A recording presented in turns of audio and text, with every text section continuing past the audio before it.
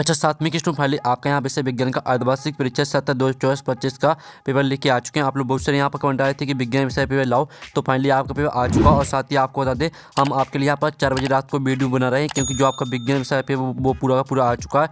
और पेपर देने से पहले आपको पूरा यहाँ पर याद करना, ठीक है। संपूर्ण उत्तर सहित आपका पेपर यहाँ पर कराया जाएगा, ठीक है। और वीडियो को आप यहाँ पर लाइक कर लीजिएगा और चैनल को सब्सक्राइब कर लीजिएगा। साथ ही इस वीडियो को आपको अपने दोस्तों तक भी शेयर कर देना, जिससे वो भी 60 में 60 नंबर लेके आ सके यहाँ पर विज्ञान विषय का पेपर, ठीक है।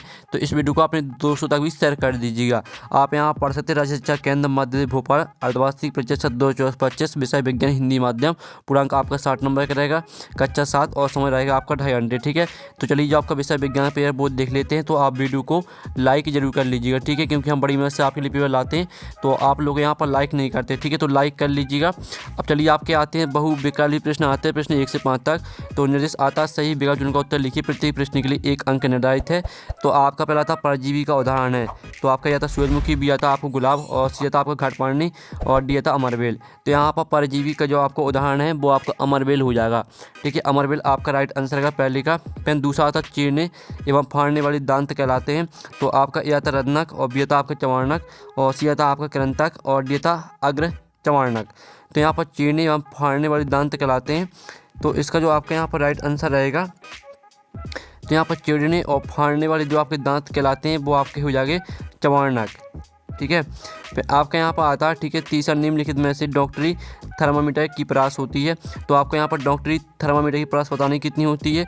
तो आपका यह आता 45 डिग्री सेल्सियस से 12 डिग्री सेल्सियस, और बी आता 1 डिग्री सेल्सियस से 10 डिग्री सेल्सियस, और आपका सी आता 1 डिग्री सेल्सियस से 100 डिग्री सेल्सियस, और आपका डी आता 30 डिग्री सेल्सियस से 45 डिग्री सेल्सियस। तो जो आपके यहाँ पर दिया निम्नलिखित में से डॉक्टरी थर्मामीटर की परास होती है, तो इसका आंसर आपका ए हो जाएगा 45 डिग्री सेल्सियस से 12 डिग्री सेल्सियस।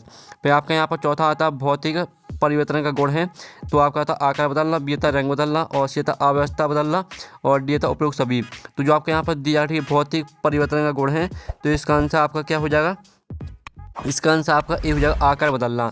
फिर आपका आता है 5वां, भारी व्यायाम के दौरान हमारे पैरों में निम्नलिखित में से किसके जमा होने के कारण ऐंठन हो जाती है। तो आपका जो यहाँ पर ए आता है कार्बन डाइऑक्साइड, बी आता आपका लैक्टिक एसिड, और सी आता आपका एल्कोहल, और डी आता पानी। तो इसका आंसर आपका बी हो जाएगा लैक्टिक एसिड। तो इस तरह से जो आपके दिए थे प्रश्न 1 से लेकर 5 तक बहुविकल्पी प्रश्न वो आपके कंप्लीट हो जाते हैं। पहले का आंसर आपका डी रहेगा अमरबेल, दूसरे का आंसर आपका बी रहेगा चवाणक, और तीसरे का आपका ए करेक्ट आंसर रहेगा, और चौथे का भी आपका ए करेक्ट आंसर रहेगा, ठीक है, आकार बदलना, और 5वें का आंसर आपका बी हो जाएगा लैक्टिक एसिड। अब आते हैं आपके रिक्त स्थान आते हैं, प्रश्न क्रमांक 6 से 10 तक आते हैं, ठीक है। तो निर्देश आता नीचे दिए रिक्त स्थान की पूर्ति कीजिए, प्रत्येक प्रश्न के लिए 1 अंक निर्धारित है। तो आपका यहाँ पर 6वां देख लेते हैं। प्रकाश संश्लेषण क्रिया में पादप वायुमंडल से डॉट लेते हैं तथा ऑक्सीजन का उत्पादन करते हैं। तो यहाँ प्रकाश संश्लेषण क्रिया में पादप वायुमंडल से CO2, ठीक है, CO2 लेते हैं। CO2 का मतलब होता है कार्बन डाइऑक्साइड, ठीक है। तो CO2 यहाँ पर CO2 लेते हैं तथा ऑक्सीजन को उत्पादन करते हैं, तो आपका CO2 रहेगा, ठीक है, 6वें का आंसर। फिर आपका आता 7वां, सूर्य से पृथ्वी तक ऊष्मा के आने वाले प्रक्रम को दोनों कहते हैं। तो यहाँ पर सूर्य से पृथ्वी तक ऊष्मा के आने वाले प्रक्रम को कहते हैं विकिरण, ठीक है। इसका आंसर आपका यहाँ विकिरण हो जाएगा, तो आप यहाँ पर अच्छे से याद कर लीजिएगा। फिर आपका 8वां आता है, हवा में आर्द्रता नमी अधिक होने से लोहे पर डॉट जल्दी लगती है। तो यहाँ पर हवा में आर्द्रता नमी अधिक होने से लोहे पर जंग, ठीक है, जंग जल्दी लगती है। तो जंग आपका रहेगा 8वें का आंसर। फिर आपका 9वां था, रक्त परिसंचरण तंत्र की खोज डॉट ने की थी। तो यहाँ पर रक्त परिसंचरण तंत्र की खोज की थी आपकी विलियम हार्वे ने। हम इसका आंसर यहाँ पर लिख देते हैं, ठीक है। इसका आंसर आपका रहेगा विलियम, ठीक है, विलियम हार्वे। आपका इसका आंसर यहाँ पर विलियम हार्वे हो जाएगा, ठीक है।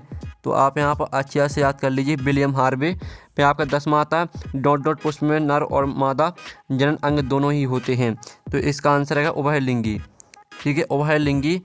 आपका यहाँ पर उभयलिंगी पुष्प में, ठीक है, आपका इसका आंसर पहले हम यहाँ पर लिख दीजिए, ठीक है। उभयलिंगी पुष्प में नर और मादा जनन अंग दोनों ही होते हैं, तो आपको उभयलिंगी रहेगा 10वें का आंसर, ठीक है। और आपके यहाँ पर जो 9वें का आंसर रहेगा वो रहेगा आपका विलियम हार्वे, ठीक है। और आपके यहाँ पर 8वें का आंसर जंग, ठीक है, और 7वें का आंसर आपका विकिरण, और 6वें का आंसर आपका CO2। तो इस तरह से आपके रेगिस्तान कंप्लीट हो जाते हैं। अब आते हैं आपके अतिरिक्त प्रश्न आते हैं 11 से 16 तक। तो आपका 11वां आता है, मृतजीवी किसे कहते हैं। तो स्टूडेंट आप यहाँ पर देख लीजिए, आपका इसका आंसर है प्रणाली को जिसमें जीव किसी मृत एवं विकटित जैविक पदार्थों से पोषक तत्व प्राप्त करते हैं, ठीक है, मृतजीवी पोषण कहलाती है। मृतजीवी पोषण प्रणाली का उपयोग करने वाले जीव मृतजीवी कहलाते हैं। ये आपका 11वें क्वेश्चन का आंसर। फिर जो आपका 12वां आता है, ठीक है, आप 12वां यहाँ पर देख लीजिए, ठीक है, आह नली को कितने भागों में बांटा जाता है? तो इसका आंसर रहेगा, ठीक है, इस नली को विभिन्न भागों में बांट सकते हैं। पहले रहेगा आपका मुख गुहा का, और दूसरा रहेगा आपका ग्रास नली या ग्रस्त का, और तीसरा आपका मासा, चौथा आपका रहेगा शुद्धांत, और पाँचवें का आंसर आपका बृहदांत और जो मलाशय से जुड़ी होती है, तथा छठवां रहेगा आपका मल द्वारा अथवा गुदा। ये आपका 12वें क्वेश्चन का आंसर हो जाता है, ठीक है। फिर आपका यहाँ पर देख लेते 13वां क्वेश्चन। तो 13वां था ऊष्मा स्थानांतरण करने में चालन और संवहन की प्रक्रिया में अंतर बताइए। तो हम यहाँ पर 13वें क्वेश्चन का आंसर देख लेते हैं। ये आपका 13वें क्वेश्चन का आंसर रहेगा ऊष्मा उच्च ताप के पिंड से निम्न ताप के पिंड की ओर स्थानांतरित होती है। एक वस्तु दूसरी वस्तु में ऊष्मा 3 प्रक्रियाओं द्वारा स्थानांतरित हो सकती है। ये है चालन, संवहन तथा विकिरण। ये आपका 13वें क्वेश्चन का आंसर रहेगा। फिर आपका यहाँ पर 14वां आता जंग का आणविक सूत्र और रासायनिक नाम क्या है? तो आप यहाँ पर देख लीजिए, आपका यहाँ पर 14वें क्वेश्चन का आंसर रहेगा जंग का रासायनिक सूत्र आपका है Fe, ठीक है, FeTO3 इंटू, ठीक है, XH2O, जिसे आयरन ऑक्साइड या फेरिक ऑक्साइड के रूप में भी जाना जाता है। फिर आपका 15वां आता, ठीक है, कोश की सूचना किससे कहते हैं? तो आप यहाँ पर देख लीजिए, ऊतकों में पहुँचकर वे पुनः अत्यधिक पत्ती नलिकाओं में विभाजित हो जाती हैं, जिन्हें कोशिकीय कहते हैं। ठीक है, कोशिकाएं कहते हैं। आपका 15वें क्वेश्चन का आंसर रहेगा। तो आपको पूरा यहाँ पर याद कर लेना है। अब चलिए आपका यहाँ पर देख लेते हैं 16वां प्रश्न, ठीक है। तो स्टूडेंट आप यहाँ पर देख लीजिए, आपके आते हैं प्रश्न 16। तो प्रश्न आपका जो 16 यहाँ पर दिया गया, ठीक है, आप यहाँ पर ध्यान से देख लीजिए, ठीक है। निषेचन के पश्चात फूल में होने वाली कोई 2 परिवर्तन लिखिए, ठीक है। तो हम यहाँ पर इसका भी आंसर देख लेते हैं। तो आप यहाँ पर देख लीजिए, जो आपका इसका आंसर रहेगा वो रहेगा आपका इस तरह से, ठीक है। निषेचन के पश्चात फूल में कई महत्वपूर्ण परिवर्तन होते हैं जो बीज और फल के निर्माण के लिए आवश्यक होते हैं, ठीक है। अंडाशय का फल परिवर्तन और अंडाणु का बीज परिवर्तन। ये आपका 16वें क्वेश्चन का आंसर रहेगा। फिर आपका यहाँ पर आता है लघु उत्तरीय प्रश्न आते हैं 17 से 22 तक, तो हम इनको कंप्लीट कर लेते हैं। तो आपका यहाँ पर 17वां तक कोटि पदप किसे कहते हैं? उदाहरण सहित आपको लिखना है, ठीक है। तो आप यहाँ पर देख, कोटि का भक्षण करने वाले ऐसे पदप कीटभक्षी पदप कहलाते हैं, ठीक है। बीनस फ्लाईटैप तथा सनड्यू कोटभक्षी पादपों के 2 अन्य उदाहरण हैं। ये आपका 17वें क्वेश्चन का आंसर रहेगा। फिर जो आपका 18वां क्वेश्चन दिया गया, ठीक है, प्रयोगशाला तापमापी तथा डॉक्टरी तापमापी में आपको अंतर लिखना है। तो आप यहाँ पर देख लीजिए, ये आपका 18वें क्वेश्चन का आंसर। तो इसको आपको पूरा यहाँ पर याद कर लेना, इसका भी स्क्रीनशॉट आप ले लीजिए। फिर आपको 19वां क्वेश्चन देख लेते हैं। तो 19वां क्वेश्चन आपका आता है, आपको 3 द्रव दिए गए हैं, जिनमें से एक संतरे का रस, दूसरा चूने का पानी में एवं तीसरा शक्कर का पानी में विलयन है। आप हल्दी को चूसक के रूप में उपयोग करके उनकी प्रगति का निर्धारण कैसे करेंगे? ठीक है, तो इसका जो आंसर है वो आप यहाँ पर देख लीजिए, आपका 19वें क्वेश्चन का आंसर। तो इसको आपको पूरा याद करना, ठीक है। इसका आप स्क्रीनशॉट ले लीजिएगा, ये आपका पूरा का पूरा यहाँ पर 19वें क्वेश्चन का आंसर हो जाता है। फिर आप यहाँ पर देख लीजिए, आपका 20वें क्वेश्चन हम यहाँ पर देख लेते हैं। तो 20वें क्वेश्चन आता है, आप कैसे दिखाएंगे कि दूध का फटना एक रासायनिक परिवर्तन है? तो इसका जो आंसर रहेगा वो आप यहाँ पर देख लीजिए, दूध का दही में बदलना एक रासायनिक परिवर्तन है, क्योंकि लैक्टिक एसिड बैक्टीरिया दूध को अस्थायी रूप से दही में बदल देता है, इसलिए यह एक रासायनिक परिवर्तन है। प्रश्न, दूध का फटना एक रासायनिक परिवर्तन है। ये आपका 20वें क्वेश्चन का आंसर हो जाता है। फिर जो आपका 21वां होता है, क्या होगा यदि रक्त में पट्टिकाणु नहीं होंगे? ठीक है, तो इसका जो आंसर रहेगा वो आप यहाँ पर देख लीजिए, पट्टिकाणु रक्त का थक्का बनाने में सहायक होते हैं, अतः यदि रक्त में पट्टिकाणु नहीं होंगे तो रक्त का थक्का नहीं बनेगा। इस तरह से पूरा आपका मृत्यु हो जाएगी। यहाँ तक याद करना, ये आपका 21वें क्वेश्चन का आंसर हो जाता है। फिर आपका 22वां आता है, शरीर के सभी अंगों को रक्त की आवश्यकता क्यों होती है? तो इसका आंसर देख लीजिए, ठीक है। रक्त शरीर के सभी अंगों को अवशोषित भोजन व ऑक्सीजन पहुंचाने का कार्य करता है, साथ ही रक्त उन अंगों से अपशिष्ट पदार्थ एकत्रित कर बाहर निकालने का कार्य करता है। ठीक है, आपका यहाँ पर रहेगा 22वें क्वेश्चन का आंसर। फिर आपका यहाँ पर जो लघु उत्तरीय प्रश्न है वो कंप्लीट हो जाते हैं। अब आते हैं आपके द्वितीय प्रश्न आते हैं 23 से 26 तक। तो 23वां आता है, मनुष्य में कितने प्रकार के दांत पाए जाते हैं? प्रत्येक के कार्य लिखिए।